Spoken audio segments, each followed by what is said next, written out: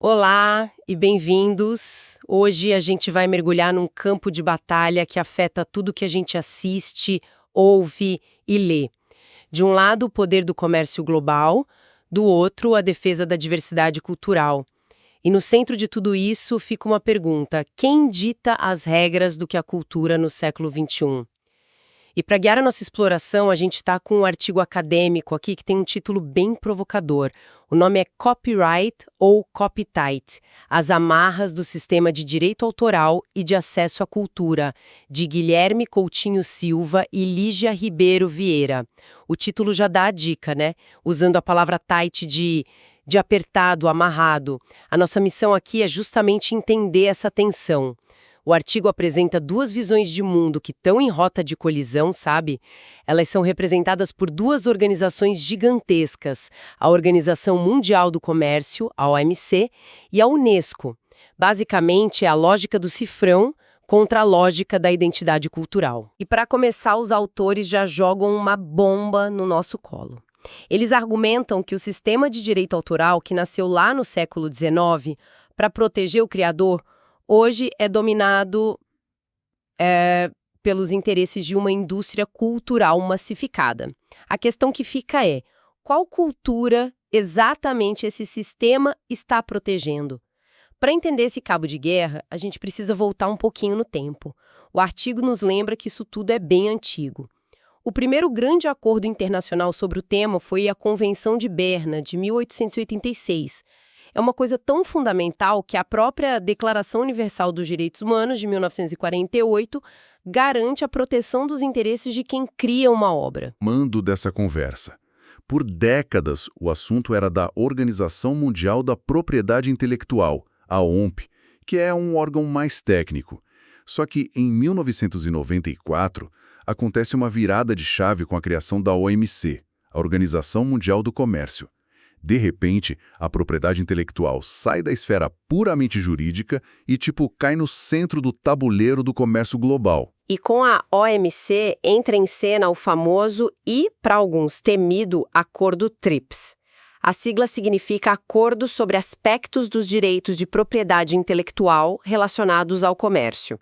O nome já entrega o jogo, né? O foco é todo no comércio. Totalmente. O TRIPS foi uma jogada de mestre do ponto de vista comercial. Ele pegou o texto base da Convenção de Berna e basicamente disse: olha, todos os países que fazem parte da OMC agora precisam seguir essas regras mínimas. Isso transformou o direito autoral numa mercadoria padronizada, sabe? Uma peça essencial na engrenagem do comércio mundial.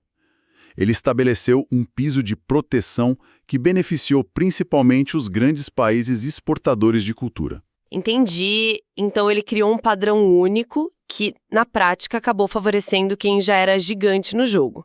Tipo os Estados Unidos com Hollywood e sua indústria musical. Mas, e do outro lado dessa briga? O artigo coloca a Unesco como contraponto, certo? Ciência e cultura. E a missão dela é quase o oposto.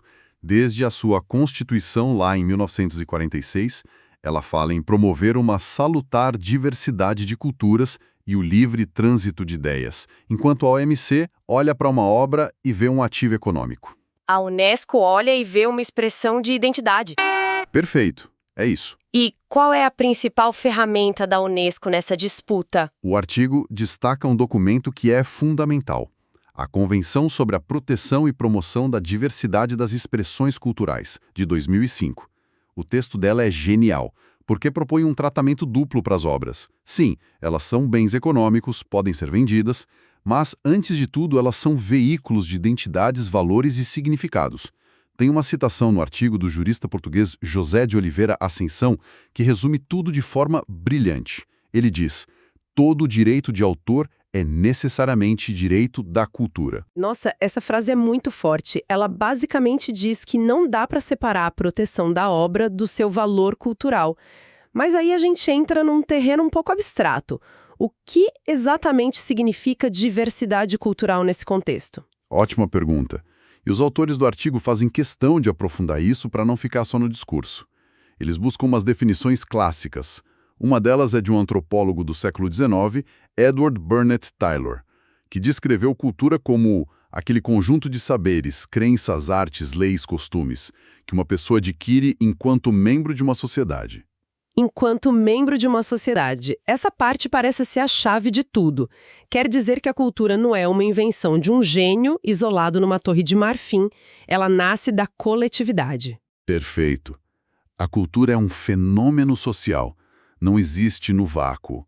O artigo também menciona o antropólogo Clifford Geertz, para quem a cultura é um sistema de significados que os próprios grupos criam para dar sentido ao mundo. É a teia de símbolos que a gente teste e na qual a gente vive, sabe?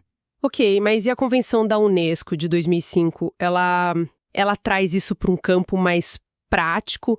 Como ela define esses termos? Sim, e essa é a parte que ajuda a gente a organizar as ideias. O artigo explica que a Convenção quebra o conceito em 3 partes. Primeiro, a diversidade cultural em si, que é a multiplicidade de formas como as culturas se expressam. Pensa no Brasil. Samba, maracatu, literatura de cordel, cinema novo, funk, é essa variedade toda. Certo, faz sentido. E a segunda parte? A segunda é o conteúdo cultural. Essa é a alma da obra, digamos assim. É a dimensão simbólica, os valores, a identidade que ela carrega. A letra de uma música do Chico Buarque sobre a ditadura, o roteiro de um filme do Glauber Rocha, é o que a obra está dizendo sobre seu povo e seu tempo. Entendi. E a terceira seria o produto final, a obra em si. Exato. São as expressões culturais. É a música, o filme, o livro. É o resultado da criatividade de pessoas ou grupos que carrega aquele conteúdo cultural. E aqui o artigo aponta para uma distinção muito sutil, mas com implicações gigantescas. Que seria? Para o direito autoral tradicional, o da OMC, a palavra mágica é originalidade. A obra precisa ser original para ser protegida. Já para a Unesco, a palavra-chave é criatividade. E criatividade está ligada à expressão de uma identidade cultural. Espera um pouco. Parece a mesma coisa, mas não é. Então algo pode ser muito criativo, expressar profundamente a cultura de um povo, mas não ser considerado original o suficiente para as leis de direito autoral. Exatamente esse é o ponto. Pense em muitas formas de arte popular ou folclórica. Elas se baseiam na repetição, na recriação de temas e formas tradicionais. Onde está a originalidade de um ponto de umbanda, de uma cantiga de roda, que é passada de geração em geração? A criatividade está na performance, na pequena variação, mas a base é coletiva. O sistema de copyright focado na originalidade individual tem muita dificuldade em proteger esse tipo de manifestação. Nossa, isso abre um abismo. Então, a gente tem esses 2 sistemas, da OMC e da Unesco, que partem de princípios diferentes e que, pelo visto, estão em conflito.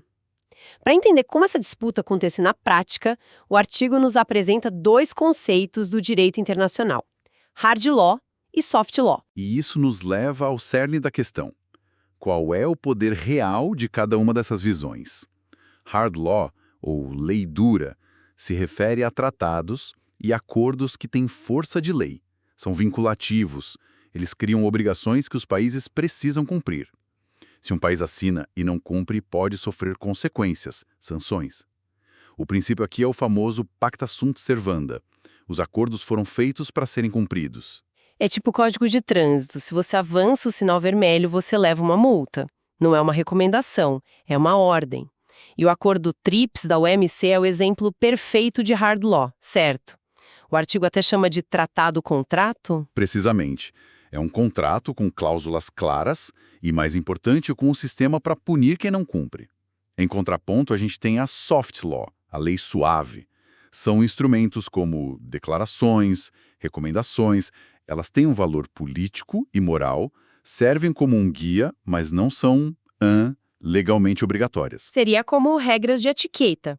Se você não segura a porta do elevador para alguém, pode até receber um olhar de reprovação, mas não vai ser processada por isso. É uma analogia perfeita. A soft law inspira a criação de leis nacionais, influencia o comportamento dos estados, mas ela não tem dentes, sabe? Não tem um tribunal internacional que vai aplicar sanções diretas se um país descumprir uma recomendação. E as convenções da Unesco, como a da diversidade cultural, se encaixam nessa categoria. Ok, agora o cenário está montado. De um lado, a OMC com o TRIPS é hard law, focado em comércio e com poder de punição. Do outro, a Unesco, com suas convenções, que são soft law, focadas em diversidade cultural e com poder de recomendação.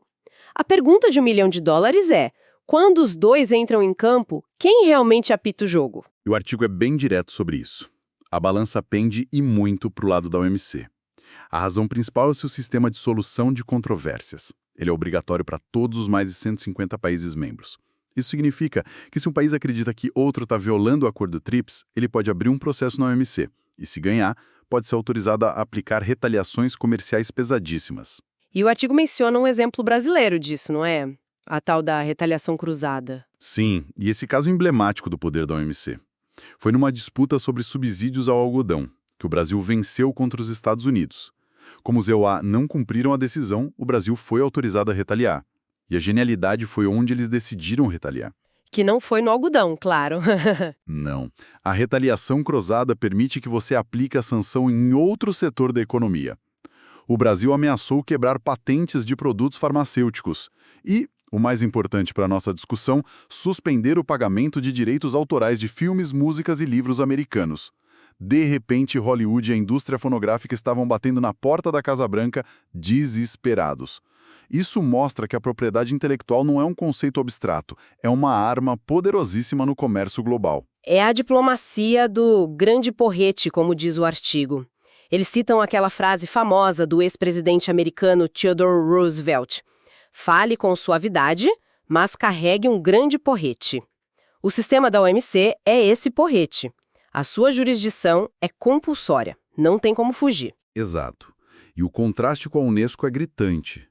Os quase 200 países da ONU não são obrigados a ratificar as convenções da Unesco. E mesmo os que ratificam, têm muito mais flexibilidade.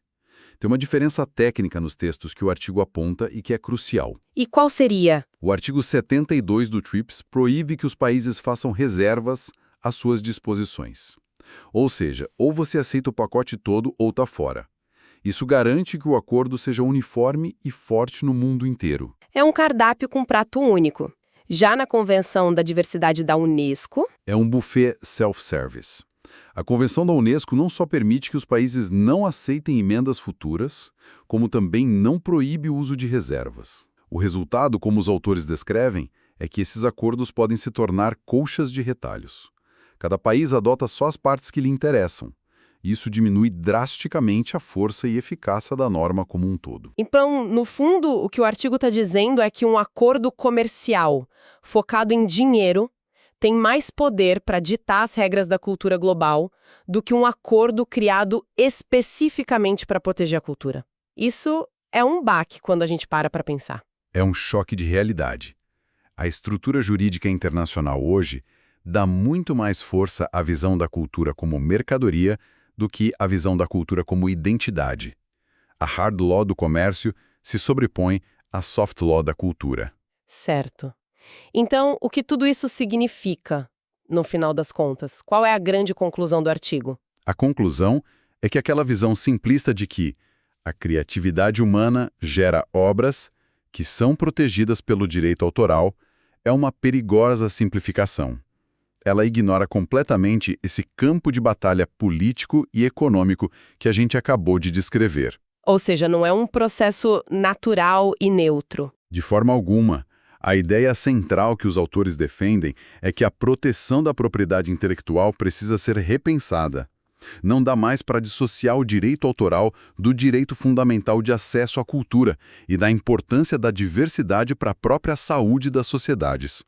Eles argumentam que o acesso aos bens culturais promove um desenvolvimento social muito mais rico e que esse desenvolvimento não deveria ser freado só para manter modelos de negócio que, muitas vezes, já estão obsoletos. Isso me faz pensar na crítica que o artigo faz à tendência de homogeneização cultural.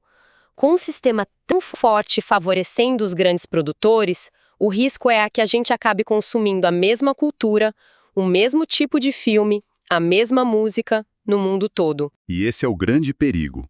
A diversidade é o que alimenta a própria criatividade. Um ecossistema cultural vibrante, com muitas vozes e muitas formas de expressão, é o que garante que novas ideias e novas obras possam surgir. Se você padroniza tudo, a fonte seca. No final, o artigo nos deixa com um paradoxo incrível. O sistema de direito autoral, em sua forma mais rígida e comercial, foi criado com a justificativa de proteger o criador individual, né? Mas ao se tornar tão poderoso e focado no comércio, talvez ele esteja, na verdade, minando o ambiente cultural do qual a próxima geração de criadores precisa para existir. Exatamente, porque nenhum criador surge do vácuo. Todos nós bebemos de fontes culturais que vieram antes. A gente se inspira em músicas que ouvimos, em filmes que vimos, em histórias que nos contaram. Se o acesso a essa fonte se torna restrito ou caro demais, se a diversidade dessa fonte diminui, a criatividade inevitavelmente murcha. Isso nos deixa com uma reflexão final, que vai até além do artigo. Se o objetivo é fomentar a criatividade e a cultura, será que o caminho é fortalecer ainda mais a proteção da propriedade individual? Ou seria criar mecanismos que garantam que o caldo cultural continue rico, diverso e acessível, para que o maior número possível de pessoas possa não só consumir cultura, mas também participar da sua criação? A resposta parece ainda estar em disputa.